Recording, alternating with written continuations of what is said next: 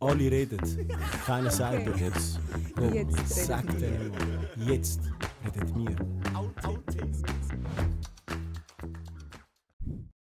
Willkommen bei Jetzt redet mir. Du bist hier, weil du was spürst. Irgendetwas zwischen Müdigkeit und Wut. Zwischen Sehnsucht und Überdruss. Vielleicht fühlst du dich oft leer, obwohl du den ganzen Tag beschäftigt warst. Vielleicht fühlst du dich überfordert, obwohl du gar nicht weißt, womit. Vielleicht fühlst du dich falsch, obwohl du alles richtig machst. Und dann greifst du zum Handy oder zum Fernseher oder zu irgendwas, das dich eins tun lässt: vergessen. Heute reden wir genau über das und über die Menschen, die unfassbar reich damit geworden sind, damit du genau das tust. Stell dir die Frage mal ehrlich: Warum verdienen Fußballer, Schauspieler, Musiker, Influencer Millionen, während Pflegepersonal, Feuerwehrleute, Psychologinnen kämpfen müssen? Die Antwort ist keine Verschwörung. Sie ist viel, viel einfacher und sehr viel brutaler. Sie verdienen, weil sie deine Aufmerksamkeit besitzen. Nicht dein Geld, nicht deinen Respekt, nur deine Zeit.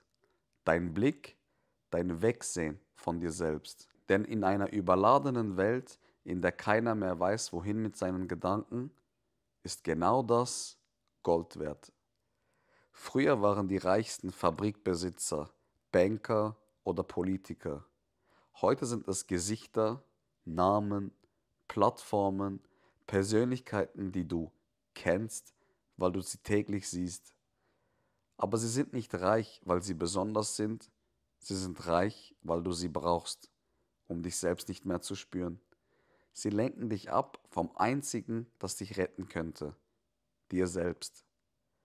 Du hast vielleicht nicht bemerkt, aber jedes Mal, wenn du dein Handy entsperrst, passiert etwas.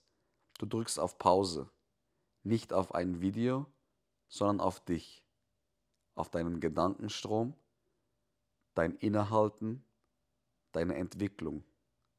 Du gibst dich selbst auf Standby, nicht weil du faul bist, sondern weil du müde bist, weil du keine Lust hast, dich zu spüren, weil es weh tut, bei dir selbst zu sein. Und genau das ist der Grund, warum sie so viel verdienen, weil sie dir helfen, dich nicht spüren zu müssen. Diese Menschen verkaufen dir keinen Content. Sie verkaufen dir das Gefühl, dass du dich gerade nicht mit deinem Leben beschäftigen musst. Statt Therapie, TikTok. Statt Selbstreflexion, Netflix. Statt Stille, Lärm. Und der Deal ist einfach. Du gibst ihnen deine Zeit, sie geben dir das Gefühl, dass alles okay ist, solange du weiter zuschaust. Kennst du das? Du hast eine Stunde lang gescrollt oder 3 Folgen gebinged oder ein ganzes Spiel geschaut und danach nichts. Nur Leere.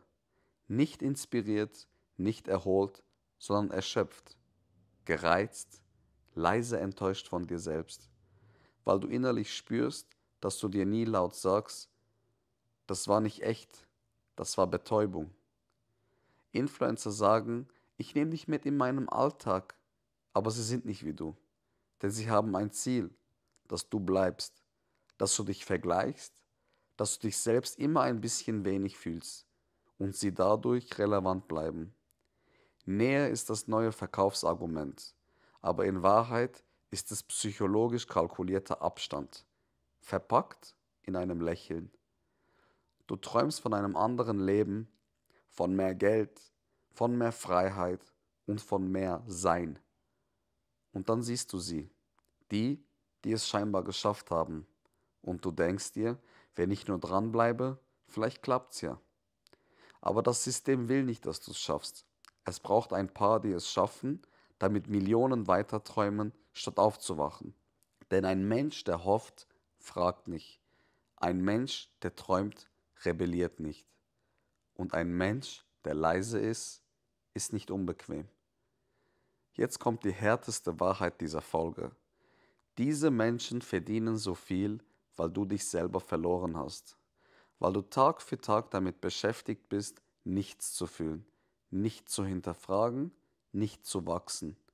Und das ist kein Einzelfehler, das ist der Kern des Systems. Je weiter du dich von dir entfernst, desto mehr wert bist du für dieses Spiel. Und wenn du dann mal laut wirst, dann unter einem Video mit einem Kommentar, sarkastisch, wütend. Aber weißt du was?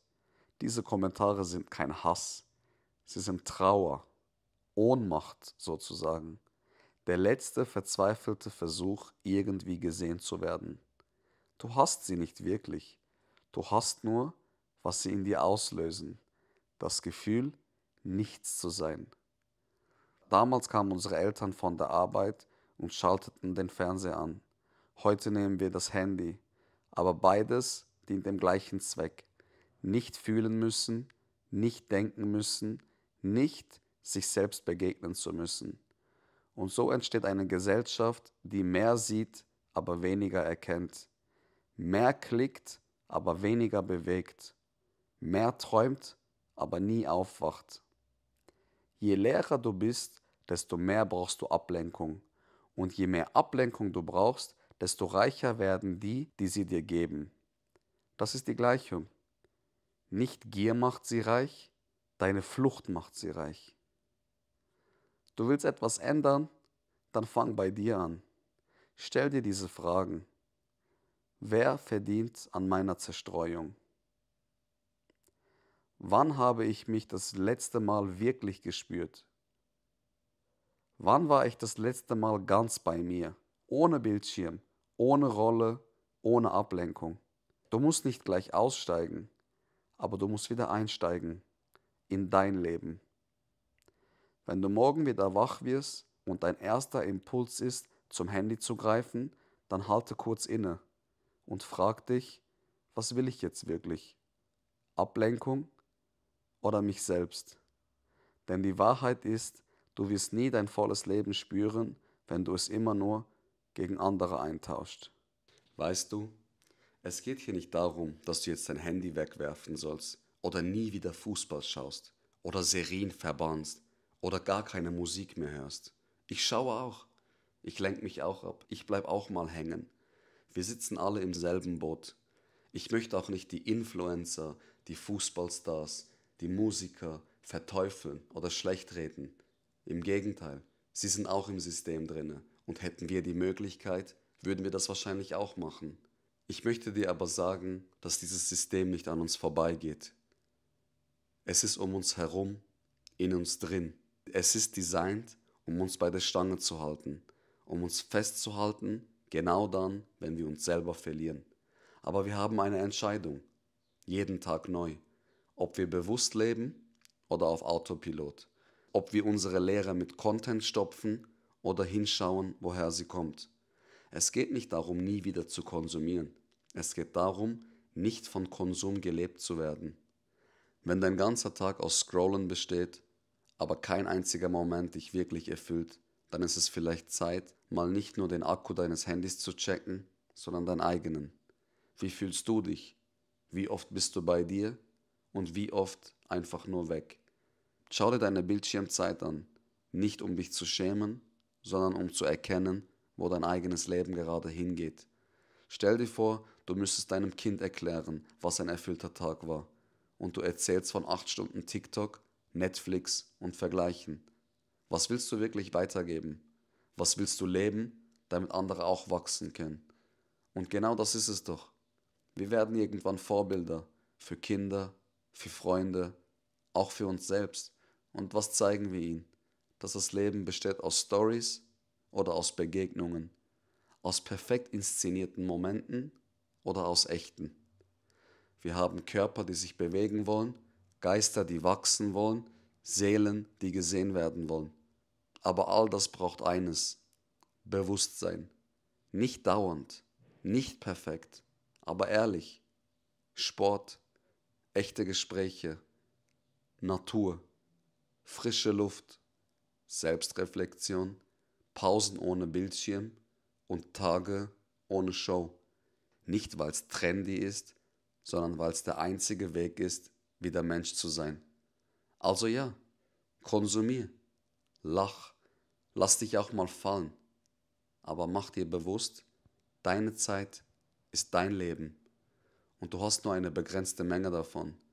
Gib sie nicht achtlos her an Menschen, die nur deshalb so reich sind, weil du aufgehört hast, dich selbst zu spüren. Wir müssen nicht perfekt sein, wir müssen nur wieder anfangen, echt zu sein. Für uns, unsere Zukunft, für all die Menschen, die uns irgendwann mal fragen werden, was hast du aus deinem Leben gemacht? Lernen wir voneinander, lachen wir miteinander. Aber vor allem spüren wir uns selber und zeigen, wie schön es ist, wenn man wirklich lebt.